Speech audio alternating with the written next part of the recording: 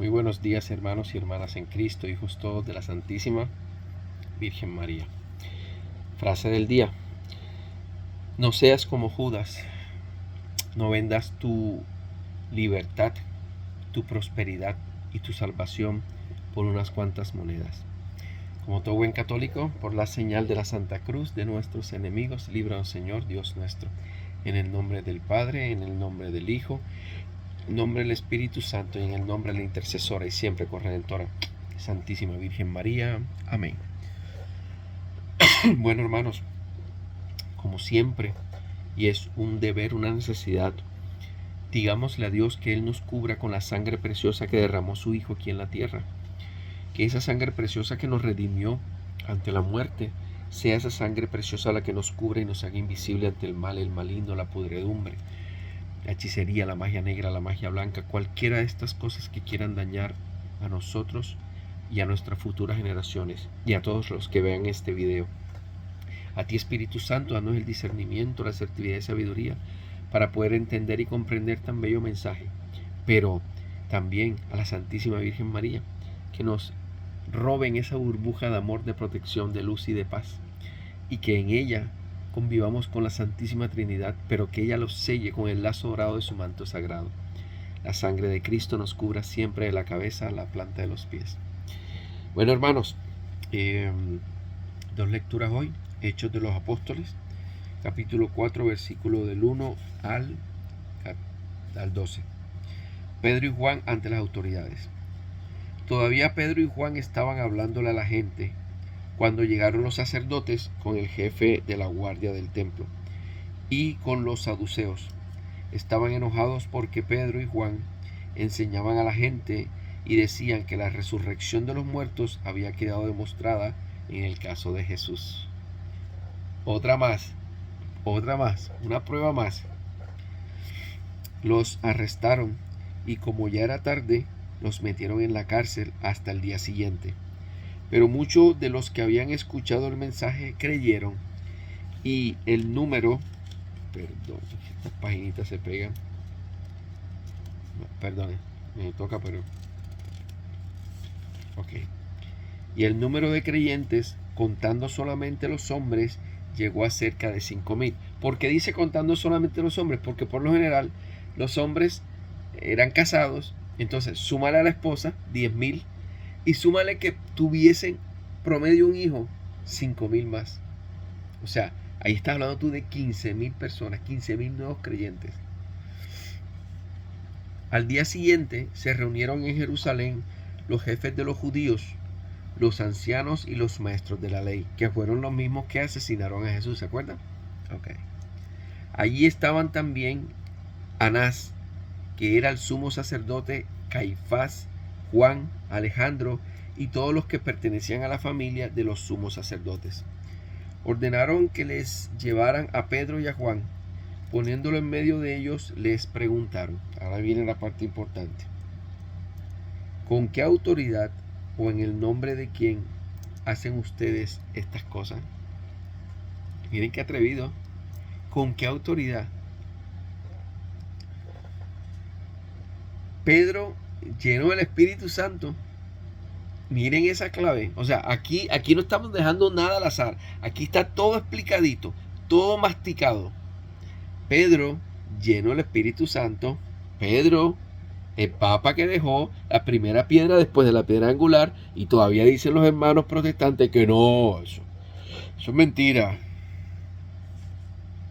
Contestó: jefes del pueblo y ancianos, ustedes nos preguntan acerca del bien hecho a un enfermo para saber de qué manera ha sido sanado. Pues bien, declaremos ante ustedes para que lo sepa todo el pueblo de Israel. Miren que ya no tenía miedo, ya no lo negaba ni nada, ya tenía adentro al que era, al Espíritu Santo. Ya él estaba envalentonado, se sentía como con 3 pistolas si fuera hoy en día alguien del ejército. Ok. Que este hombre que está aquí delante de todos ha sido sanado en el nombre de Jesucristo de Nazaret, el mismo a quien ustedes crucificaron y a quien Dios resucitó. No me quedo con una. Este Jesús es la piedra que ustedes, los constructores, despreciaron, pero que se ha convertido en la piedra angular. Fíjense, yo quiero que los hermanos protestantes aquí se detengan un poquito. No quiero seguir la lectura por eso. Porque ellos dicen que la Iglesia Católica fue quien desechó a Jesús como piedra angular. Y miren a quién se está refiriendo Pedro aquí. Se está refiriendo a los sumos sacerdotes, a los que en ese entonces se creían con la autoridad de que venían del pueblo de Israel y que eran los que más sabían. Y tanto sabían que sabían a nada porque mataron al Hijo de Dios. Miren que no fue la Iglesia Católica, no fue Pedro. O sea, la Iglesia Católica nace después de la muerte de Jesús. O sea que la Iglesia Católica no ha podido ser el que desechó la piedra angular. La Iglesia Católica no fue quien cogió a Jesús y lo mandó a matar. Porque la Iglesia Católica nace con la muerte de Jesús. Cuando ya viene el Espíritu Santo, Pentecostés, y los llena, es como decir, como si ellos fueran un banco y tuvieran la cuenta vacía y los llena de plata. Listo, puedes trabajar como quieras, puedes decir lo que quieras, tienes lengua, tienes sabiduría, tienes asertividad, tienes discernimiento, ¿qué más quieres? Y por eso Pedro aquí se los dice en su cara. Se los repito, hermanos protestantes, para que vean que no es la Iglesia Católica la que se echó la piedra angular. Pues bien, declaramos ante ustedes para que lo sepa todo el pueblo de Israel, que este hombre que está aquí delante de todos ha sido sanado en el nombre de Jesucristo de Nazaret, el mismo a quien ustedes crucificaron y a quien Dios resucitó. Este Jesús es la piedra que ustedes, los constructores, despreciaron. Se lo está diciendo la Iglesia Católica a los que venían del pueblo judío, a los que Dios liberó de la esclavitud de Egipto, a los que Dios liberó del pecado, a los que Dios alimentó con maná. Esos fueron los que desecharon la piedra angular. No la Iglesia Católica después de Jesús resucitó. Este Jesús es la piedra que ustedes, los constructores, despreciaron, pero es que se ha convertido en la piedra angular. En ningún otro hay salvación, porque en todo el mundo Dios no nos ha dado otra persona por la cual podamos ser salvos. Palabra de Dios. Te alabamos, Señor. Creo que está más que claro. Creo. O sea, ahí se cae toda teoría de que la Iglesia Católica fue la que desechó la piedra angular que era Jesús.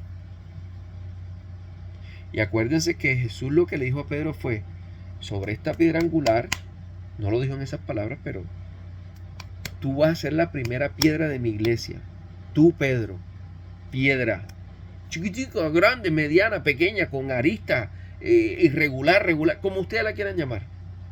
Pero después de Jesús, el primero que puso fue a Pedro.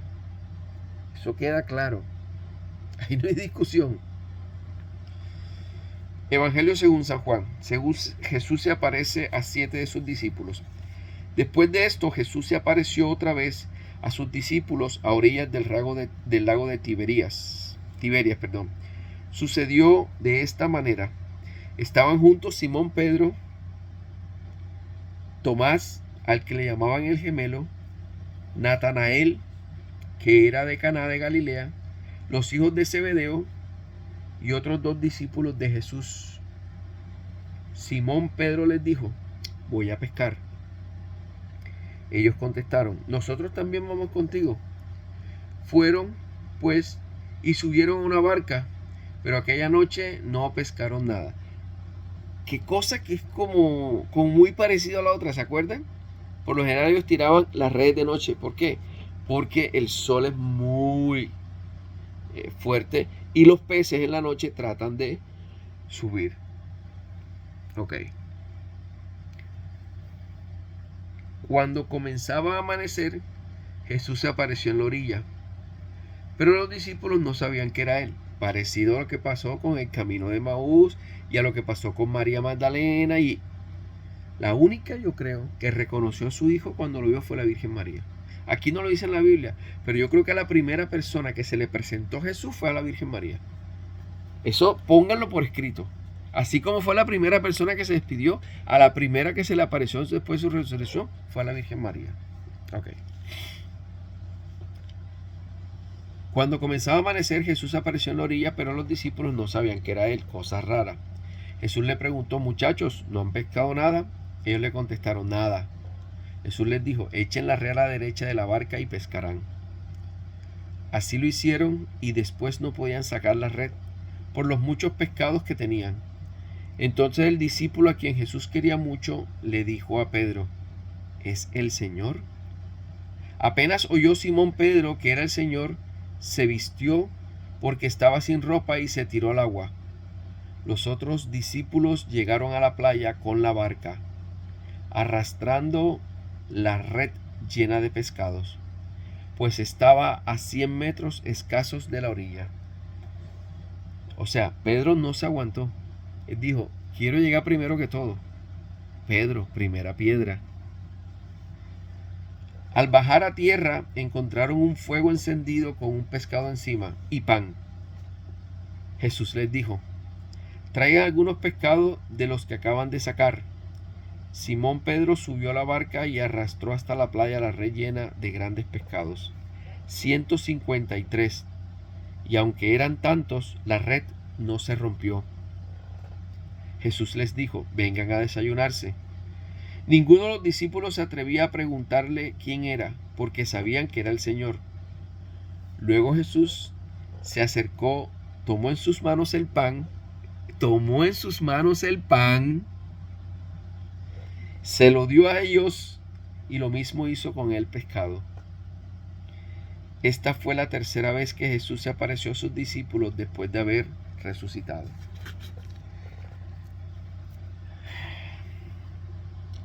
¿Qué me acaba de poner el Espíritu Santo ahora? Jesús tomó el pan, ¿cierto? Como todas las celebraciones de él, la hostia. Pero también esta vez tomó un ¿qué? Un pescado que ya tenía acá en la orilla. No es de los que trajeron los discípulos. No. Ya él tenía este pescado acá.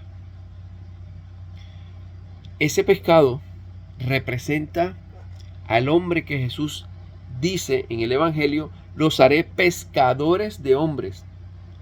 Como Jesús no podía poner un hombre allí, ¿qué les dijo? Ustedes pescan hombre. Entonces, yo he pescado este pescado que vienen siendo los discípulos, uno, el grupo de los discípulos es pequeño, 12. En ese momento nada más estaban 7 más pequeños. Yo los he pescado a ustedes para que ustedes, por mi orden, vayan y traigan. ¿Cuántos trajeron? 153. 7 discípulos apenas. Esos 153 representan a 153 hombres que los discípulos iban a pescar. Llámese mañana, pasado, como tú lo quieras, pero lo que quiero es que vean lo que me ha puesto el Espíritu Santo en mi corazón, que el pescado, un pescado, era su grupo de discípulos. Un grupo, Jesús tenía un grupo de discípulos, 12, pero en ese momento estaban apenas 7, o sea, más reducido. Jesús toma el pan, su símbolo, que es su cuerpo y su sangre, pero además de eso, dice: y aquí está un pescado, que es lo que yo pesqué como el más grande pescador que hay, que es el grupo que yo selecciono, y ese grupo que yo selecciono me va a traer muchos más hombres cuando tiren las redes, pero como yo les diga. Aquí no podemos coger nosotros y decir: no, es que yo, como hizo Martín Lutero, no, yo voy a fundar una iglesia y ya es lo que yo diga, lo que yo voy a decir. No, así no, hermano. Fíjense que ellos estuvieron toda la noche tirando la red. Toda la bendita noche. ¿Y qué sacaron? Nada. ¿Qué te está diciendo Dios? ¿Qué te está diciendo Jesús? Que tú, sin su guía, No puedes traer a nadie a los pies de Él, perdón, no a tus pies, porque la gente no tiene que venir a los pies de uno, a los pies de Jesús. Perdón, eso fue un lapsus que el enemigo siempre quiere meterle a uno. Cuando tú actúas en el nombre de Dios, cuando tú actúas bajo la guía de Dios, cuando tú actúas bajo las órdenes de Dios, ponle ese nombre si quieres, que suena feo, las órdenes, porque suena como a capataz, a militar. Dios es tu capataz, Dios es tu militar, Dios es tu rey, Dios es tu todo. Te puede ordenar lo que le dé la gana, lo que quiera. Miren cómo un pescado que reunió Jesús antes de morir, sus discípulos, un grupo, se transforman en 153 hombres y grandes, decía el evangelio, que sacaban los pescados. O sea, un hombre lleno de Dios, lleno del alimento espiritual, lleno de sabiduría, lleno de diferentes manifestaciones de su palabra. ¿Qué más queremos? ¿En qué idioma quieres que te lo diga la Biblia? Que cuando tú estás con Jesús, todo lo puedes. Un momentico, ese todo lo puedes tiene restricciones. Todo lo puedes que sea para honra y gloria de Dios. Pero por ejemplo,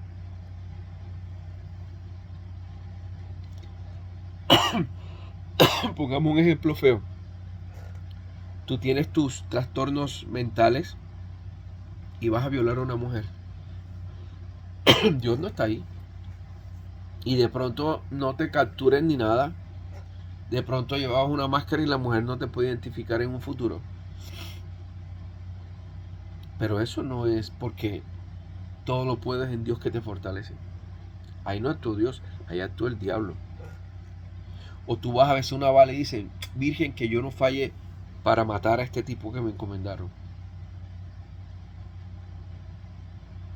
No, hermano. Eso no es para honrar y gloria a Dios. Entonces ahí no se aplica todo lo puedo en Dios o en Cristo que me fortalece. No, lo siento. ¿Qué es lo que tú puedes en Cristo que te fortalece? No pecar, que las tentaciones se vayan lejos de tu vida, que tú puedas dedicarte a una oración constante día a día, que puedas dedicarte a ciertos hábitos espirituales como el rosario, la misa, las 24 horas de la pasión 3 veces o 4 veces al año, la consagración a San José, la consagración a la Virgen María, la consagración a Jesús por intermedio de la Virgen María, la lectura y meditación de la Biblia todos los días en lo que te van a hablar en la misa. En fin, lo que tienes es para hacer. Dedicarte a visitar enfermos,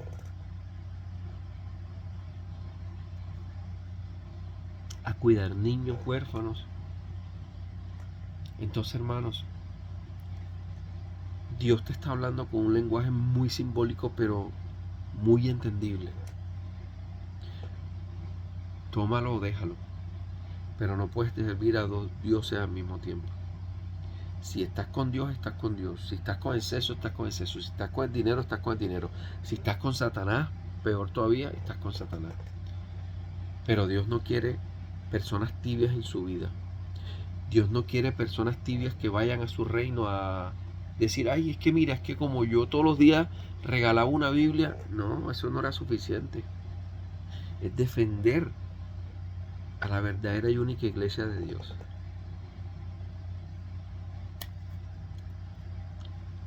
Dios los bendiga, hermanos.